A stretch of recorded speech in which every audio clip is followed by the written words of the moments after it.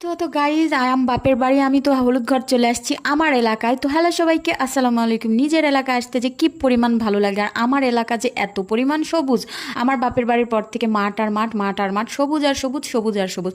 যেখানেই তাকাবে শুধু সবুজ বাগান, সব কিছুতে শুধু গাছ গাছটা দিয়ে ভরা। মানে আমার বাপের বাড়ি শেষ, এরপর থেকে শুধু বিল আর বিল, রাস্তার শেষ মাথায় আমার বাপের বাড়ি। আর আমি চলে আসছি এই বাগানে, এখানে অনেক সবুজ শাক সবজি থাকে। এই জন্য এখানে আমি দেখতে আসছি যে আদার ফুল ফুটছে নাকি। আদার ফুল দিয়ে একটা রেসিপি হয় গাইজ, আদার ফুল দিয়ে তারপরে চিকেন দিয়ে ওই আদিবাসীরা রান্না করে, সেটাই আমি দেখতে চলে আসছি। তো আদার ফুল এখনও ফুটেনি, তবে মাটিতে খালি পায়ে হাঁটতে যে কি পরিমাণ ভালো লাগে। আমার মা প্রতিদিনই বলে যে মাটিতে খালি পায়ে হাঁটতে হয়। এজন্য আজকে ভাবছি বিকাল বিকাল এই যে খালি পায়ে মাটিতে হাঁটছিলাম আর দেখছিলাম ধানগুলো পানি আসার পর একদম সব ডুবে গেছিলো। এখন দেখছি সব ধান বড় হয়ে সবুজ হয়ে গেছে, পানি চলে গেছে। এটা দেখতে যে কি পরিমাণ ভালো লাগছে। আর শাপলা শালুক হয়েছিল, এখানে হয়নি, কিন্তু ওই যে দূরে যেগুলো দেখা যাচ্ছে ওগুলো হয়েছে।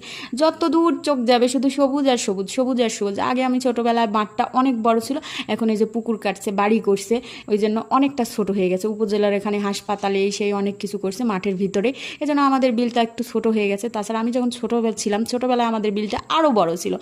তো এইভাবে দেখছিলাম আর আমার কি যে ভালো লাগছিল সবুজের দিকে। এই যে সবুজ ধানের দিকে তাকালেই চোখের শান্তি, মনের শান্তি। যাদের সবুজ রং পছন্দ, সবুজ দেখতে ভালো লাগে, আমাদের বাড়িতে সবাই চলে এসো। এখানে একটা বেগুনও ধরেছিল, কারণ এটা সবজির বাগান, মাছ তারপরে শাক সবজি সব আছে এখানে।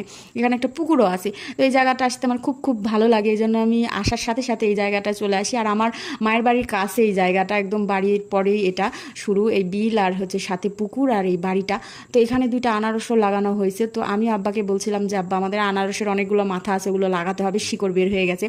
তারপরে এখানে ধান দেখতে আসছিলাম। এটা আমার বাপের বাড়ির, মানে আমার আব্বার জমি। এটা এতটুক এপারে হচ্ছে এটা আমার আব্বার জমি, এটা মানুষের।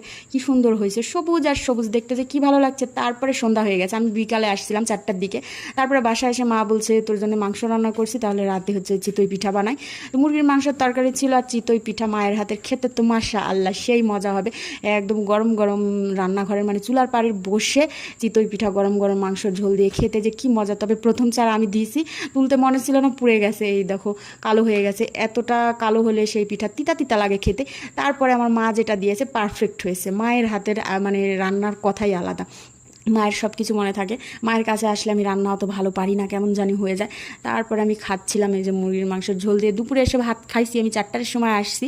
তারপরে খাওয়া দাওয়া করার পর একটু ঘোরাফেরা করার পরে এই যে সন্ধ্যার পরে এইভাবে চিতই পিঠা বানিয়ে গরম গরম মা আমাকে ছিঁড়ে দিচ্ছে আর আমি খাচ্ছি। আর কি যে ভালো লাগছে। এখানে এসে ডায়েটটার সব চাঙ্গে উড়ে গেছে। আমার মা বলছে কিচ্ছু করা লাগবে না, যেই কদিন থাকবি এখানে খাবি, তুই তো মোটাই হোসনি।